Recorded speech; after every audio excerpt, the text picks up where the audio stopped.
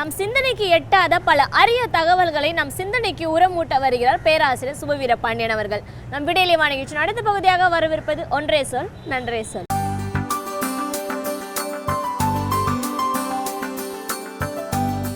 அனைவருக்கும் வணக்கம். திருக்குறளில் ஆழ்வினை உடைமை என்று ஓர் அதிகாரம் இருக்கிறது, நாம் அறிவோம். 62வது அமைக்கப்பெற்றுள்ள அந்த அதிகாரத்தின் பல குறட்பாக்கள் உழைப்பை வள்ளுவர் எந்த அளவிற்கு மதித்திருக்கிறார் என்பதை தெளிவாக நமக்கு எடுத்து காட்டுகின்றன. குறிப்பாக நாம் 3 குறட்பாக்களை எடுத்துக்கொள்ளலாம்.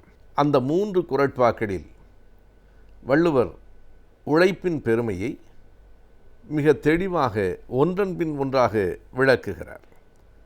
நாம் எல்லோரும் அறிந்த குறள் முயற்சி திருவினையாக்கும் என்று தொடங்குகிறது. முயற்சி திருவினையாக்கும், முயற்சின்மை இன்மை புகுத்திவிடும் என்கிறார்.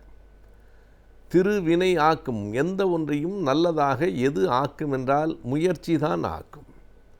முயற்சி என்பது எத்தகையது? அது இருவழிப்பட்டது.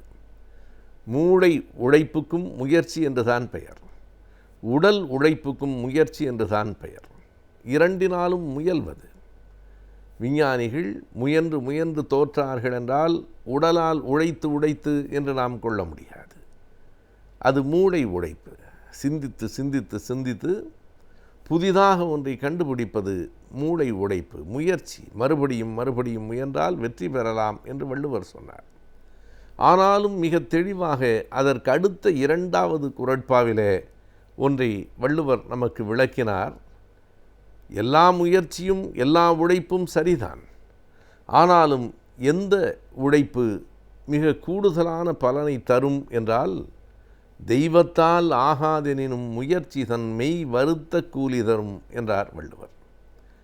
அந்த குறளில் முயற்சி திருவினையாக்கும் என்று சொன்னதைப் போல இந்த குறளில் முயற்சி கூலி தரும் என்று சொல்லியிருக்கலாம்.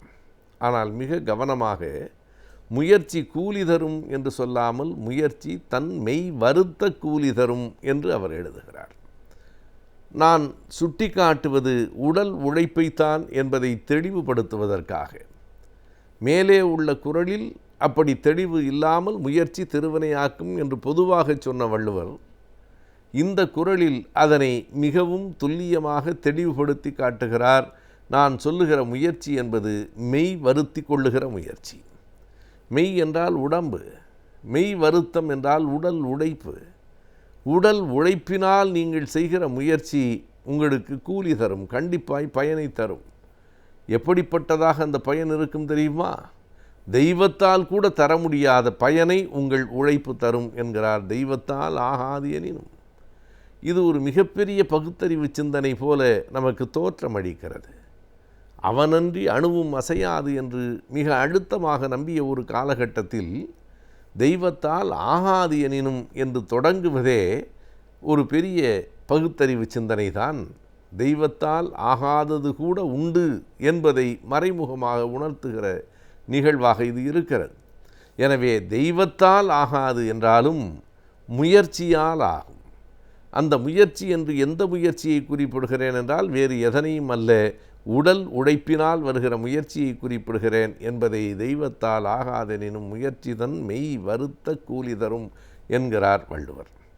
இன்னமும் அந்த அதிகாரத்தின் கடைசி குறளுக்கு வருகிற போது ஒரு முடிவை தீர்த்து சொல்லிவிடுகிறார் என்று நாம் கூறலாம். ஊழையும் உப்பக்கம் காண்பர் என்னும் குறள் அந்த அதிகாரத்தின் இறுதி குறளாக இருக்கிறது. ஊழையும் உப்பக்கம் காண்பர் யார்?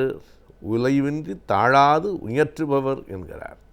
முதலில் முயற்சி என்று சொன்னார், பிறகு உடல் உழைப்பினால் வருகிற முயற்சி என்றார், பிறகு இந்த குறளில் எந்த ஓய்வும் சோர்வும் இல்லாத உடல் உழைப்பினால் வருகிற முயற்சி என்று அதனை அடுக்கி சொல்லி காட்டுகிற பாங்கினை நாம் பார்க்கிறோம். நீங்கள் முயற்சி செய்ய வேண்டும். வெறும் மூளை உழைப்பை மட்டும் நம்பிக்கொண்டிருக்கக்கூடாது, உடல் உழைப்பும் வேண்டும். அந்த உடல் உழைப்பும் எப்போதாவது செய்தால் போதும் என்று கருதிவிடக்கூடாது. அதனை தொடர்ந்து சோர்வின்றி நீங்கள் செய்தல் வேண்டும். அப்படி செய்தால் 2 செய்திகளை நாம் கவனிக்கலாம். தெய்வத்தால் ஆகாது எனினும் என்று அந்த குறளில் சொன்ன வள்ளுவர் ஊழையும் உப்பக்கம் காண்பார் என்று இந்த குறளில் சொல்லுகிறார். நீ தெய்வத்தையும் வெல்லலாம், ஊழ் என்கிற விதியையும் வெல்லலாம். ஊழிற் பெருவலி யாவுழ என்று கேட்ட அதே வள்ளுவர்தான் அறத்துப்பால் முடிகிற தருணத்தில் அவர் ஊழ் என்கிற அதிகாரத்தில் இறுதியாக வைத்த குறள் ஊழிற் பெருவலி யாவுழ என்பது. ஊழை விட இந்த உலகத்தில் வலிமை வாய்ந்தது வேறு எது இருக்கிறது என்று வள்ளுவர் கேட்டார்.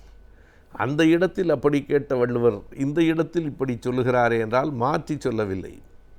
அந்த இடத்திலும் வள்ளுவர் என்ன சொன்னார் என்றால் ஊழ் யாராலும் வெல்ல முடியாதது என்று சொல்லவில்லை. நமக்கு முன்னால் இருக்கிற எதிரிகளிலேயே வலிமையான எதிரி ஊழ் என்று சொன்னார். அவ்வளவுதான். வலிமையான எதிரி என்பதற்கும் வெல்லவே முடியாத எதிரி என்பதற்கும் வேறுபாடுகள் உண்டு என்பதை நாம் அறிவோம்.